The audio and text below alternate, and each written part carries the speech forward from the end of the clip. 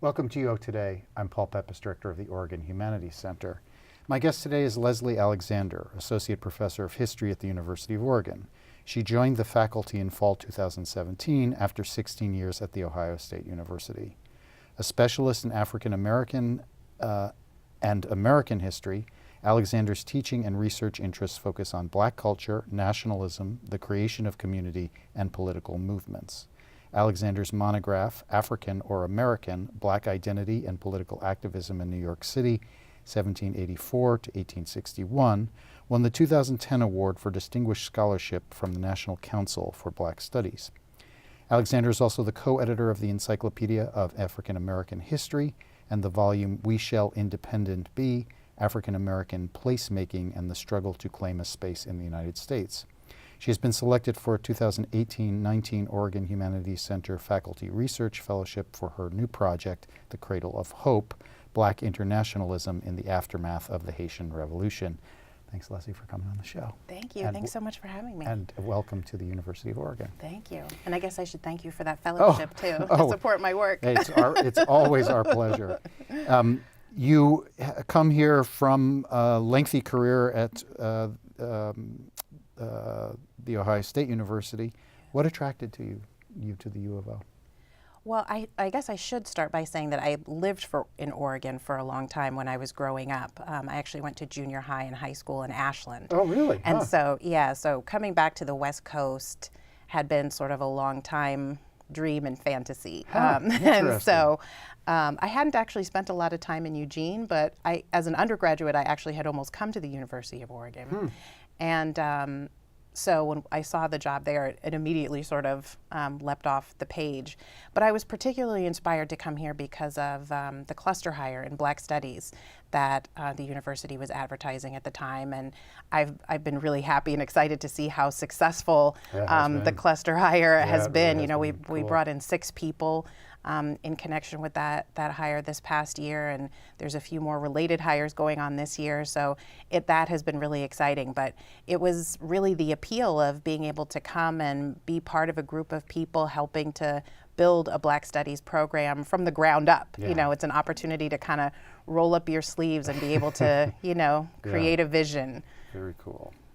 So what sparked your interest in early African American history? I mean, you know, we hear a lot about civil rights history, but early African American history, it's not something that I think a lot of Americans are very knowledgeable about. What sparked your interest? Yeah, no, that's true. And I also think that there's a little bit of a challenge there in the sense that usually when people think about early African American history, if at all, they primarily think it's just a story about slavery. And that's obviously a very painful and difficult part of our nation's history. And so people tend to shy away a little bit from dabbling in the early period. But I was actually inspired to start studying early African American history because of a class I took as an undergraduate, which is part of the reason why I like teaching so much, and is part of the reason why I'm always the first one to volunteer to teach the early American and the early African American history surveys, which people usually don't want to teach. But I like teaching the introductory courses because it was in a course like that that I became interested in becoming a historian. I thought I was going to be a political scientist and go to law school when I started college. I had never been particularly interested in history, but I took an early African American studies course, and it was sort of like one of those light bulb, you know, kind of mind-blowing experiences where I was just introduced to a whole series of topics and information that no one had ever really told me about. So I first started learning about the history of the transatlantic trade in humans, what we normally think of as the slave trade. We read a series of books on that, and over the long term it led me to write an undergraduate honors thesis on that topic. And I actually did end up dabbling a little bit in civil rights and Black Power history even as an undergraduate, but I just kept coming back to the early period, I think in part because of that. That was what originally drew me in. So the book is focused on New York City, so you're obviously you're focusing on the Northeast in the book. The title is African or American. It focuses on Black identity and political activism in antebellum New York City. But first of all, gloss the title, African or American. What is that? Why is that the title? Right, so I actually came to that title as I was going through that rather unfortunate and painstaking process of turning a dissertation into a book, which all newly minted assistant professors have to go through. But in the process of turning it into a book, I started to realize that at the core of the story that I was trying to tell was sort of a fundamental struggle over an identity question. That here you had the first couple of generations of folks who were emerging out of northern slavery and were faced with a really interesting question of who are we? Like, are we Americans? Are we displaced Africans? Are we kind of a complicated amalgamation of the two? Like, who are we? And as I started to become interested in that question, I also started to realize that there was often a correlation between how people identified and then the form their political activism took. So the strategy that they felt was most likely to bring freedom and full justice and equality to the Black population was often shaped by how they saw themselves. So that's where this idea of African or American came from. Are we Africans? Are we Americans? Are we something else? And what does that really mean in terms of what our place in this society is going to be? So what are the two sort of political strategies that answering that question, what are we, differently results in? So, okay, if you answer the question, what we really are is African. Right. What was the political activism that resulted from that identity? Right. I think I think in some ways that's the question to ask, because I have a lot of friends who do civil rights and Black power who focus on the 20th century, and I'm always teasing them saying, you really can't understand your period if you don't understand my period. Of course. Because at the core of these questions about nationalism versus assimilation versus, segregation versus desegregation, at the core of all of those debates is actually this 19th century debate about who are we and what is our relationship going to be to the United States. And so to a large degree, there's a series of options on the table. One is that we're going to try to completely assimilate, right? To try to become as American, to shed as much of our cultural distinctiveness and our racial identity as we can and just fully blend into American society the way some other European immigrant groups at the time were trying to do. Were they going to take sort of more of a middle of the road approach? So a sense of we are going to maintain our racial and cultural distinctiveness, but still assert our right to an American identity and our right to American citizenship. And the third option is, are we just going to leave this country entirely? And that's where, particularly in the 19th century, there's a pretty extensive, this is probably the least known thing about Black political consciousness in the 19th century, but there's a pretty intense debate that takes place over really the bulk of the antebellum period over the question of, are we going to stay in the United States or not? Can we ever actually achieve full equality in this country? And if not, what other nations might be willing to take us? So give us a sense of what kind of challenges Black Americans faced in New York City during this period. I mean, what are the kinds of things that are provoking people to think we should leave the United States? Right. So, I mean, some of them are ideological and some of them are tangible. So in terms of the kind of ideological component, one of the points that I'm always kind of trying to hammer into my students is to keep in mind that, slavery in the North lasted almost as long as it did in the South. And of course, we have a tendency to kind of want to make the Southerners the bad slaveholders and the Northerners the good anti-slavery people. But the truth is, slavery lasted in the North for only a few decades less than it did in the South. And it's particularly true in the state of New York, which was one of the last states to give up the institution of slavery. So they did not finally pass a universal emancipation law until 1827, which is very late. I mean, as you can see, it's like less than 30 years before the end of the Civil War. So what you still have is all of the vestiges and ideologies that had supported slavery in the first place are still circulating in that period. For a large portion of the antebellum period, there are still people being held in forms of involuntary bondage. And even after universal emancipation goes into place, all of the racist ideologies that say Black people are inferior, Black people have no possibility of becoming full citizens. They have no hope of ever being equal to white people. All of those ideas that had come into play in order to justify slavery in the first place are still popularly circulating. One of the things I always say to my students is you can't legislate people's hearts and minds. Right. And so they might, the state of New York was passing emancipation laws, but how the average person on the street felt about whether they wanted to have Black people living alongside them as full and equal citizens was not so clearly decided by the passage of laws. So that's part of it, is that they are just facing tremendous amounts of racial hostility, and it means that they're facing segregated conditions. In most places, public institutions and organizations are still segregated. In the North, in the antebellum period, it means that for the most part, Black people don't have the right to vote. And we'll probably talk about that a little bit later, but the vast majority of Black men in New York in the antebellum period did not have access to the right to vote because they had to meet property qualifications. Right. It also means that they're facing tremendous underemployment and unemployment, so poverty is a huge problem. And there's also a huge problem of anti-Black race riots that are taking place all across the North. There's actually a series of them in New York in particular, but all across the North there is white mob violence that is literally driving Black people out of the cities and the towns in which they live. So they're facing overwhelmingly hostile conditions and extremely difficult political and economic conditions. And it leads to a situation in which a lot of outspoken leaders in the community are quite literally saying, we are never going to be able to overcome what the legacy of slavery and racism has been. And why should we continue to try to fight it out here? So one of the organizations that gets founded in response to these kinds of conditions is the New York African Society. So what is the New York African Society, and what are they advocating for?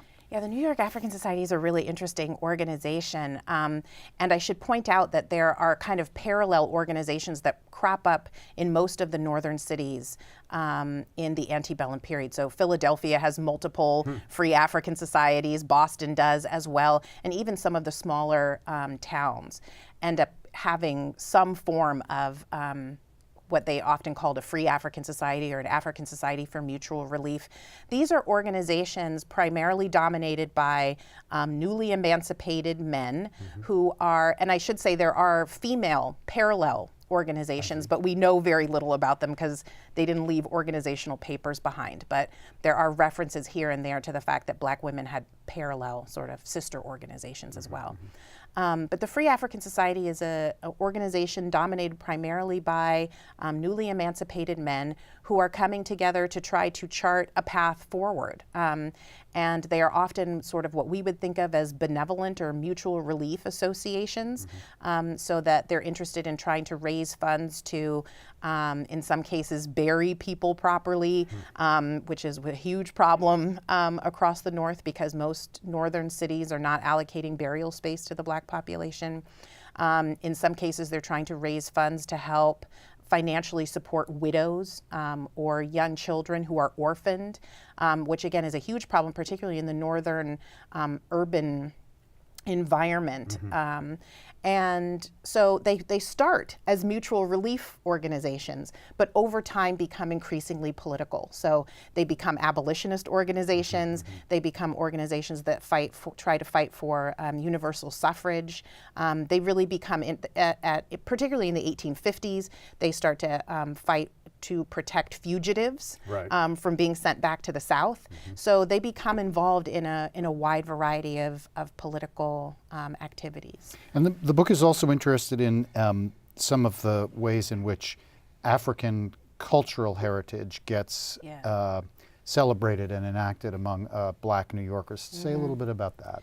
Right. So one of the things that I chart in the book a little bit is how the Black population changes over time in terms of its willingness to publicly display their African culture. So if you look, for example, at the very early period, let's say, for example, before the middle of the 1820s, I in my book kind of chart 1827 to 1829 as being a turning point. But up until the middle of the 1820s, what you see during those decades as people are starting to gradually be emancipated is a situation in which people of African descent, for the most part, identify in that way. They identify themselves as descendants of Africa. They say it in their speeches. They put it in their writings. And they have a whole series of cultural practices, how they bury their dead, for example, the way in which they worship, the types of community activities that they come together around. And one of the big things that I feature in the book is the practice of parading, which was common in a lot of West African societies. And parading was an important sort of cultural practice that free Black people continued to engage in some cases to celebrate or commemorate events like the abolition of the slave trade. But in other cases, it's to celebrate the anniversaries of their organizations. And in some cases, they're also doing it as a way to demonstrate political protest against slavery or against other ideas. So parading up until the middle of the 1820s is a huge public way to demonstrate their cultural distinctiveness. And one of the images that I always try to kind of conjure up for people is you have to imagine, thousands of Black men marching through the streets of New York. They're marching down Broadway in full, sort of military regalia. They're riding on horses. They're drumming like crazy. They have music. They're speaking in African languages. I mean, these are huge demonstrations of their racial and cultural distinctivenely. And quite frankly, it kind of drives the white New Yorkers crazy. Right. But in that regard, it's tremendously important to them to sort of flaunt and demonstrate their racial and cultural distinctiveness. But what you start to see is that by the end of the 1820s and definitely into the 1830s, this idea of we have to convince white people that we can be Americans just like them starts to win out, and they become more and more compelled to kind of put their cultural distinctiveness under wraps in order to try to prove their right to citizenship. So the parades go away. The parades almost entirely go into decline. There's like one parade that's held in New York in 1855, and the Black leadership is outraged and really upset. This is sort of like a ground up type of activity. The Black leadership is very upset about it. But it's the only piece of evidence that we have after like 1829 that a Black parade ever happened in New York. So they really are going out of their way to try to say, we can be Americans, we can be equal. It's part of a political philosophy that becomes known as moral uplift. And the idea is we need to morally improve ourselves and demonstrate our ability to be able to conduct ourselves morally just like white folks as a way of trying to convince them that we have a right to citizenship. And it's a really important shift because it's one that ends up ultimately dominating the trajectory of Black political philosophy all the way up and through the Civil Rights Movement. Yeah, right. I know the Talented Tenth ideology is exactly that. Exactly, right? Yeah, right. So the majority of the book is a kind of chronological account of this period, but the last chapter is this focused case study on Seneca Village. Yeah. So what was Seneca Village? Why is that an important case study to focus on? Yeah, I ended up making that a standalone chapter because it was the story of Seneca Village that actually initially drew me into this project in the first place. Years and years ago, when I was first starting to research, I went to the New York Historical Society and stumbled upon this exhibit that they had there featuring Seneca Village, and they had piece together every kind of little piece of evidence they could find about this community, and I became totally fascinated. Seneca Village was a community. It was the borders of Seneca Village did have a small German and Irish immigrant population, but overwhelmingly Seneca Village was a Black settlement, originally started in 1825, where some members of the African Society found out about a collection of parcels that were being cut up and put up for sale. And so they went in collectively and bought plots of land. And from there, the community started to grow. So that by the 1830s and 40s, you actually had a pretty thriving settlement there. Seneca Village, and this is sort of the part that makes the story the most compelling, was located on the land that eventually became Central Park. And what becomes really, for me, sort of poignant about this particular story is that the community ends up being destroyed and removed in order to create Central Park. And one of the things that I argue in the book is that it's actually an intentional conspiracy on the part of politicians to remove this very thriving and viable black settlement because they could have put the park somewhere else. But they decided they had options about which parcel of land to choose, and they chose that particular property because they were invested in wanting to remove this image of what black freedom could look like in this particular period. What's the year that the city takes over that property? So they invoke eminent domain, which is still a contentious idea, but they invoke the principle of eminent domain in order to justify seizing the land. They first seized the land in 1855. Okay. And then there's a pretty lengthy battle that goes on over the next couple of years, and they finally remove the last residents in 1857. Fascinating. Yeah. So you are the recipient, as I mentioned, of a 2018-19 Oregon Humanities Center Research Fellowship. Tell us about that project. So yeah, interestingly enough, I kind of came in the back door of this project connected to my original research. I became really interested in, when I was researching my first book, about the thousands of people over the course of the antebellum period who actually made the decision to leave the United States and migrate elsewhere. And I became particularly interested in the more than 13,000 free black people who migrated to Haiti. I became just totally fascinated with the question of why would they want to go to Haiti, and what is their interest, what's their attachment to that particular location, what's the appeal, how is that particular movement successful. And so it made me become more interested in the question of how did black activists during this period view Haiti, and by extension, and perhaps more importantly, how did they view political issues affecting people of African descent outside of the boundaries of the United States more generally. So this new project is basically a study that tries to take seriously the idea of a foreign policy and a political consciousness around U.S. foreign policy among the black population in the 19th century.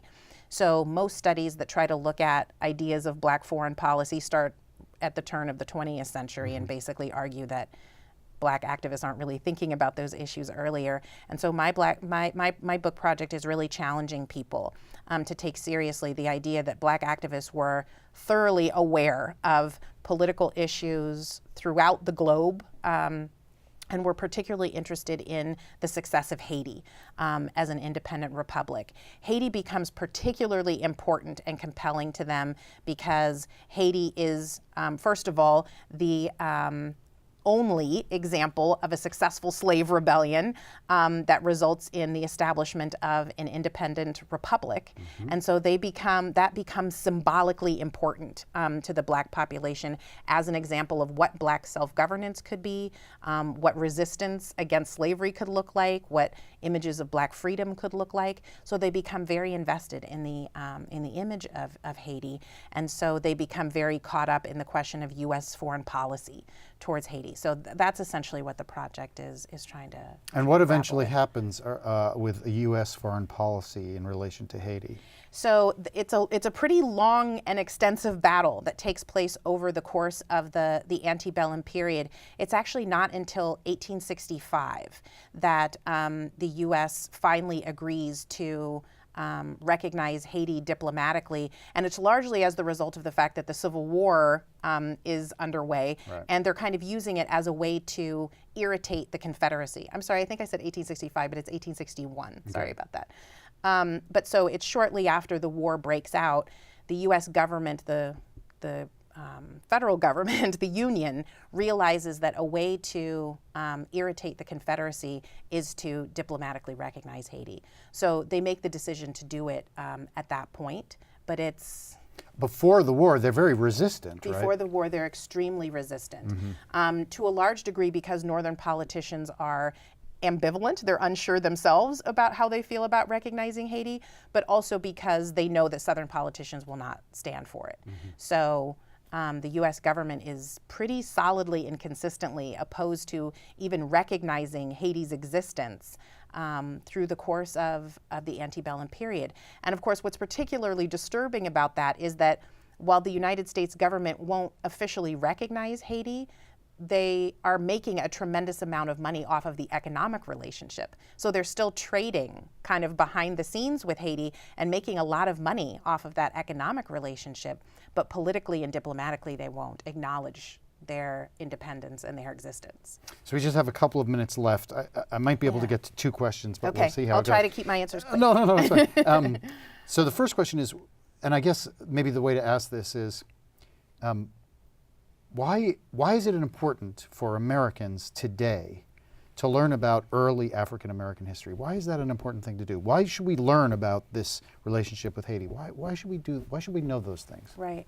Well, I think, as I was sort of alluding to a little bit earlier when I was saying my civil rights historian friends can't understand their time period without understanding the past, I just happen to be a person who believes that if you want to understand what's happening in the contemporary moment, you have to be willing to understand the history that has brought you to this point. And so, for example, if we want to understand why Haiti is the poorest nation in the Western Hemisphere, which is what the media keeps reminding us over and over again, we have to understand something about how that happened. You know, France, the United States, the Western nations caused that to happen. There's a history that explains that. And so if we want to better understand what's happening in our society today around race relations, around foreign policy, about the relationship between different nations, if we want to understand what's happening now, we have to be willing to understand how we got to this place. So last question, 1 minute. You are, in addition to being a productive scholar, an awarded teacher. Tell us about one course that you teach. Well, I already talked a little bit about the surveys. As I told you, those are my favorites. Probably the class that I most recently got the most excited about is actually a history and film class. So it's a course that basically challenges people to look at the question of historical accuracy in film and to consider why Hollywood presents the African American history in particular ways and to what extent they do it accurately and to what extent they don't and why, right? Particular images are played up and others are ignored. Well, we don't have time to go into answering the question why, but I'm sure your students, when they take that class, will be fascinated. Yeah, hopefully. Thank you so much, Leslie, for taking the time to speak with us today. Thank you so much for having me. I've been speaking with Leslie Alexander, a new associate professor of history at the University of Oregon. Thanks again. Thank you. Thanks so much for watching.